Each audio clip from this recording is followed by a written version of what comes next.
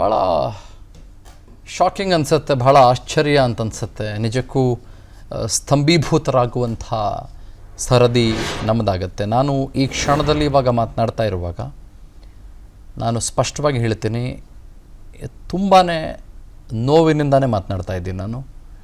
ಇಲ್ಲಿ ನಾವು ಸಾಮಾನ್ಯವಾಗಿ ನ್ಯೂಸ್ ಫ್ರಂಟ್ ಲೈನಲ್ಲಿ ಏನಾಗುತ್ತೆ, ಕೆಲವು ವಿಚಾರಗಳು ಬಂದಾಗ, ರಾಜಕೀಯ ಸ್ಟೇಟ್ಮೆಂಟ್ಗಳು ಬಂದಾಗ ನಮಗೊಂದೊಂದು ಸಲ ಏನ್ರಿ ಹಿಂಗೆ ಮಾತಾಡ್ತಾರೆ ಅಂತ ನಗುನೇ ಬಂದುಬಿಡುತ್ತೆ. ಒಂದೊಂದು ಸಲ ಬಹುಶಃ ನೀವು ಅದನ್ನು ಗಮನಿಸಿರ್ಬೋದು ಕೂಡ, ಅದು ಆನೇರಲ್ಲಿ ಕೂಡ ಒಂದೊಂದು ಸಲ ರಿಫ್ಲೆಕ್ಟ್ ಆಗಿಬಿಡುತ್ತೆ. ಬಟ್ ಇವತ್ತು ನಾನು ಅದೇ ಸಹಜತೆಯಿಂದ ಮಾತನಾಡ್ತಾ ಇದ್ದೀನಿ. ಈ ತಾಯಿಯೊಬ್ಬಳು ಮಕ್ಕಳ ಪಾಲಿಗೆ ಸರ್ವಸ್ವ ಮಾತ್ರ ಅಲ್ಲ, ಆಕೆ ಸ್ವರ್ಗ. ಆಕೆ ನಾವು ಹೇಳ್ತೀವಲ್ಲ, ಅದೇನೋ ಕೆಟ್ಟ ಮಕ್ಕಳಿರ್ಬೋದು, ಕೆಟ್ಟ ತಾಯಿ ಇರೋದಿಲ್ಲ ಅಂತ. ಈ ಫೂಟೇಜ್ ಗಮನಿಸಿ, ಅತ್ಯಂತ ಪುಟ್ಟ ಕಂದ ಇದು. ಅದು ಏನು ಇವ್ರಿಗೆ ಬಂದು ರೋಗ ಬಡ್ಕತಾ ಇದೆ ಅಂತ ನನಗೆ ಅರ್ಥ ಆಗ್ತಾ ಇಲ್ಲ. ಬೆಂಗಳೂರಿನಲ್ಲಿ 2 ವಾರದ ಹಿಂದೆ ಒಂದು ಸ್ಟೋರಿ ಆಗಿತ್ತು, ನೀವು ಅದನ್ನು ಗಮನಿಸಿದ್ರಿ. ಈ ಪ್ರಿಯಕರನ ಜೊತೆಗೆ ಸೇರಿಕೊಂಡು ಮಗುವಿನ ಮೇಲೆ ಹೆತ್ತಮ್ಮ ಹಲ್ಲೆ ನಡೆಸಿರುವಂಥ ಘಟನೆ ಮನದಿಂದ ಮಾಸೋಕ್ಕಿಂತ ಮುಂಚೆ ಇನ್ನೊಂದು ಘಟನೆ ನಡೆದು ಹೋಗಿದೆ ಇವತ್ತು. ಬೆಂಗಳೂರಿನ ಶ್ರೀರಾಮಪುರದ 2nd ಸ್ಟೇಜಲ್ಲಿ ಹೆತ್ತಮ್ಮ ತನ್ನ ಮಗಳಿಗೆ ದೊಣ್ಣೆಯಿಂದ ಹಿಗ್ಗಾಮುಗ್ಗ ಹಲ್ಲೆ ನಡೆಸಿದ್ದಾಳೆ. ಅಡುಗೆ ಮನೆಯೊಳಗೆ ಕೂಡ ಹಾಕಿ ಕಾಲು ಮುರಿಯೋ ಥರ ಕ್ರೂರಿ ತಾಯಿ ಹೊಡೆದಿದ್ದಾಳೆ. ಅಮ್ಮ ಬೇಡ ಅಂತ ಹೆಣ್ಣುಮಗು ಕಣ್ಣೀರು ಹಾಕಿ ಗೋಗರಿದ್ರು ಕೂಡ ಪಾಪಿ ತಾಯಿಯ ಹೃದಯ ಕರಗಿಲ್ಲ.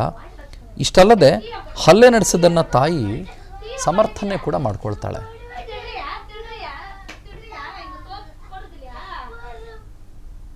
ಏನ್ ನಿನ್ನ ಹೆಸರು? ಏನ? ಸೋನು. ಯಾಕೆ, ಏನಾಯ್ತಮ್ಮ ಕೈ? ಯಾರಮ್ಮ ಹಬ್ಬು ಮಾಡಿರೋದು? ಮಮ್ಮಿ. ಹೌದಾ? ಅಯ್ಯೋ,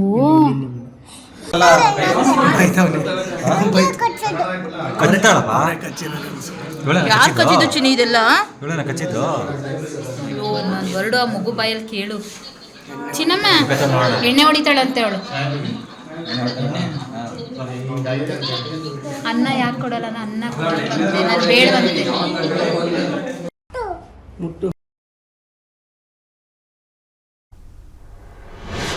ಜಾಸ್ತಿ ಗಂಜಾ ಹೊಡೆದ್ಬಿಟ್ಟು ಗ್ರೌಂಡ್ ಆಪೋಸಿಟ್ ಅಲ್ಲಿ ಮನೆ ಇದೀವಿ ನಾವು. ಅವರು ಗಂಜಾ ಹೊಡೆದ್ಬಿಟ್ಟು ವಯಸ್ಸು ಹುಡುಗರು ಒಳಗಡೆ ಇರ್ತಾರೆ. ಇವಳು ಒಬ್ಳೆ ಹೋಗಿದ್ದಕ್ಕೆ ಮಕ್ಕ ಕಚ್ಚಿ ಕಲ್ಸಿದ್ದಾರೆ. ಆಮೇಲೆ ಪಕ್ಕದ ರೋಡಲ್ಲಿ ಒಂದಪ್ಪ ಚಪ್ಪರ್ ಅಂಗಡಿ ಇಕ್ಕಿದ್ದಾನೆ, ಅವ್ರ ಸೊಸೆನೇ ಅವ್ನು ಬಿಟ್ಟಿಲ್ಲ. ಇವಾಗ ಈ ಮಗು ಹೋಗಿದ್ದಾಳೆ, ಏನಂದ್ರೆ ಹೆಚ್ಚು ಕಮ್ಮಿ ಮಾಡಿಬಿಟ್ರೆ ಯಾರು ಜವಾಬ್ದಾರಿ? ಅದಕ್ಕೆ ಅಲ್ಲಿ ಹೋಗ್ಬೇಡ ಅಂತ ನಾನು ಹೊಡೆದೆ ಸರ್. ಸರಿ, ಸಮರ್ಥನೆಗಳು ಹೇಗಿದೆ ಅಂತ ಹೇಳಿದ್ರೆ ಈ ಮಾನಸಿಕತೆ ಹಾಗಾಯಿತು ಅದು ಏನು ಕತೆನೋ? ಸಣ್ಣ ಮಟ್ಟಿಗೆ ಶಿಕ್ಷೆ ಕೊಡೋದು ಹೌದು, ಅವ್ರವ್ರ ಮಕ್ಕಳಿಗೆ ಶಿಕ್ಷೆ ಕೊಡ್ತಾರೆ, ಒಂದು ಸಣ್ಣ ಮಟ್ಟಿಗೆ ಹೊಡಿತಾರೆ, ಎಲ್ಲನೂ ಹೌದು. ಬಟ್ ಈ ಥರ ದೊಣ್ಣೆಯಲ್ಲಿ ಆ ನಾಯಿ ಹೊಡೆದಾಗ ನಮ್ಮ ಕಡೆ ಹಸುವು ಆ ಥರದ್ರಲ್ಲಿ ಹೊಡೆಯೋದಿಲ್ಲ. ಅಂಥ ದೊಣ್ಣೆಯಲ್ಲಿ ಪಾಪ ಸಣ್ಣ 10 ವರ್ಷದ ಮಗು ಸರ್ ಅದು. Very sad. This is Vasudev.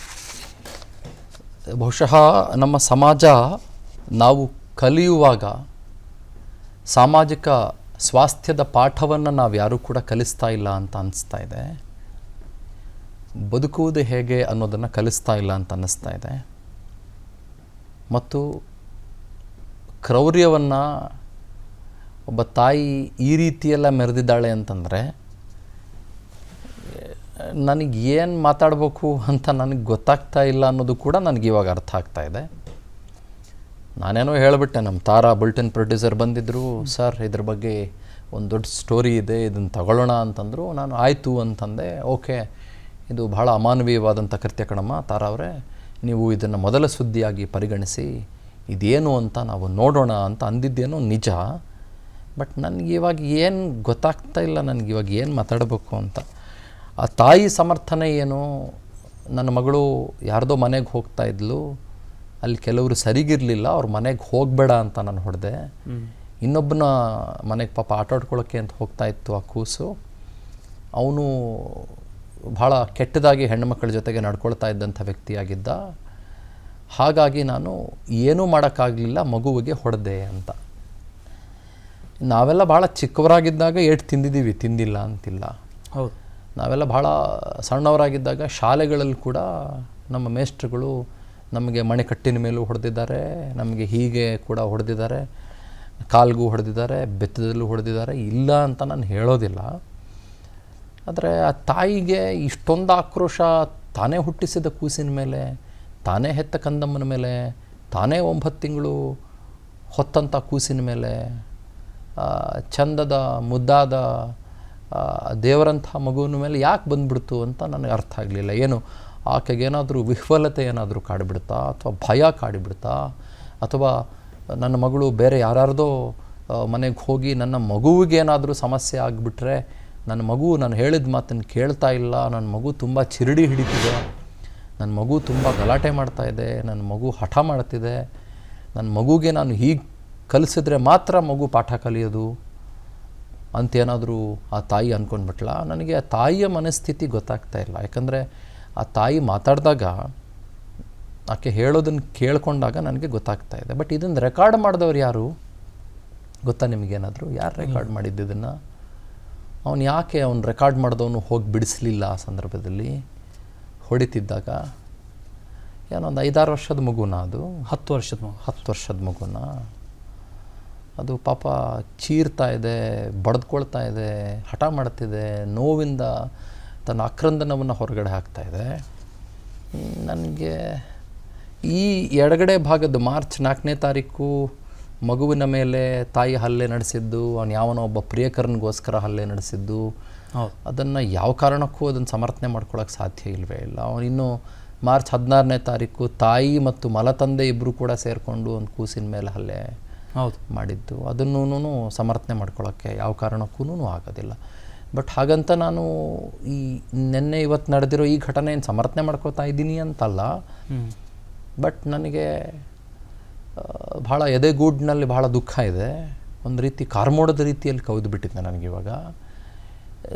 ನನಗೆ ಗೊತ್ತಿಲ್ಲ ರೀ, ಬಹುಶಃ ಐ ಬಿಲೀವ್ ಒಂದು ರೆಸಿಸ್ಟೆನ್ಸ್ ಸೈಕಾಲಜಿ ಬಂದುಬಿಡ್ತಾ ಆ ತಾಯಿಗೆ ಅಂತ. ಅಂದರೆ I have to resist my daughter, ನನ್ನ ಮಗಳು ಹಿಂಗೆ ಹೋಗಬಾರ್ದು, ಯಾರ್ದೋ ಮನೆಗೆ ಹೋಗಬಾರ್ದು, ಏನೋ ಆಗಿಬಿಡುತ್ತೆ ಅನ್ನುವ ಭಯದ. ಆದರೆ ಸರ್, ಅದು ನಾವು ಕೇಳಿದಾಗ ಹೇಳಿದ್ವು ಆಕೆ.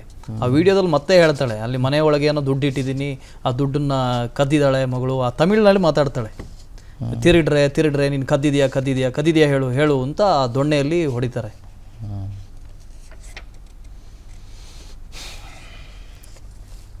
ಓಕೆ, ಭಾಳ ಜನ ಏನಂದರೆ ಮಕ್ಕಳಿಲ್ಲ ಅಂತ ಒದ್ದಾಡ್ತಾ ಇರುವ ವರ್ಗ ಭಾಳ ದೊಡ್ಡ ಮಟ್ಟದಲ್ಲಿದೆ. ಹೌದು.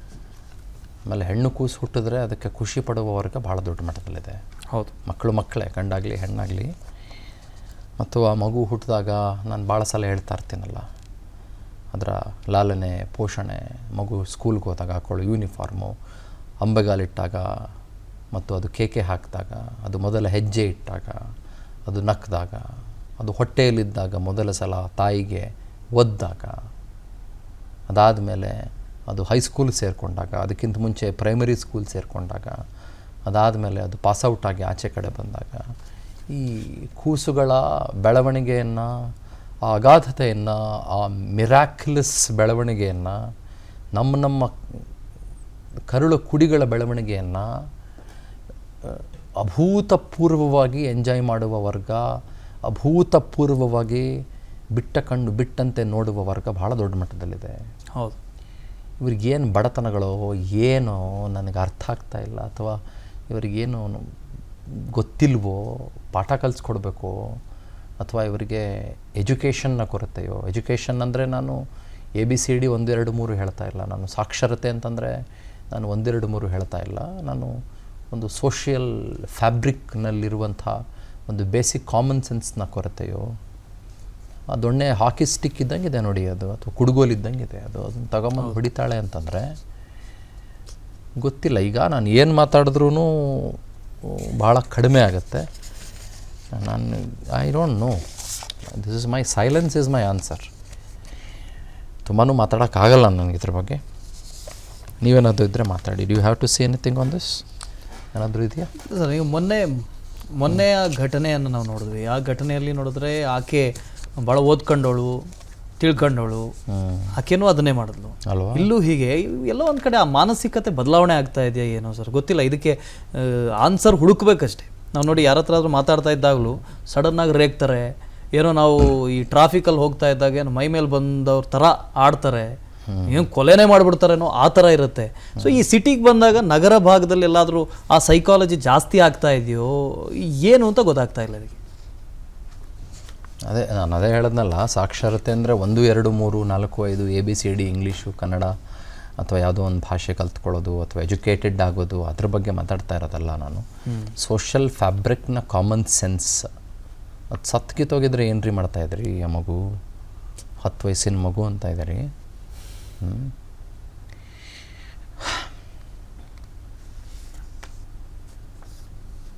One more thing lastly I would like to say, yes, ಜನರಲ್ಲಿ ಈ ತಾಯಿನ ಆ ಕಡೆ ಬಿಡ್ತೀನಿ ನಾನು, ಹೌದು ನಿಜ, ಜನರಲ್ಲಿ ಆ ಸಮರ್ಪಣಾ ಮನೋಭಾವ, ನಿಸ್ವಾರ್ಥತೆ, ಸೋಷಿಯಲ್ ಅವೇರ್ನೆಸ್ಸು, ಅದರ ಜೊತೆಗೆ stepping into the shoes ಅಂತ ಕರೀತಾರೆ, ಇನ್ನೊಬ್ಬನ ಜಾಗದಲ್ಲಿ ನಿಂತ್ಕೊಂಡು ಮಾತಾಡೋದು, ಇನ್ನೊಬ್ಬನ ಜಾಗದಲ್ಲಿ ನಿಂತು ಆಕೆಯ ನೋವನ್ನು ಅರ್ಥ ಮಾಡ್ಕೊಳ್ಳೋದು, ಇದು ಭಾಳ ಕಡಿಮೆ ಆಗಿದೆ.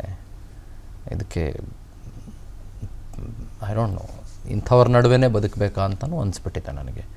ಅದಕ್ಕೆ ಇಂಗ್ಲೀಷ್ನಲ್ಲಿ ಒಂದು ಮಾತು ಹೇಳ್ತಾರೆ, ಪ್ಯಾರಡಾಕ್ಸಿಕಲ್ ಕಮ್ಯಾಂಡ್ಮೆಂಟ್ಸ್ ಅಂತ ಒಂದು ಮಾತು ಹೇಳ್ತಾರೆ. ನಮ್ಮ ಸುತ್ತಮುತ್ತಲಿರುವ ಜನ ಸ್ವಾರ್ಥಿಗಳು, ಕೆಲವರು ದ್ರೋಹಿಗಳು, ಕೆಲವರು ಅವ್ರ ಬಗ್ಗೆ ಮಾತ್ರ ಯೋಚನೆ ಮಾಡೋರು, ಕೆಲವರು ಪರಮ ನೀಚರು.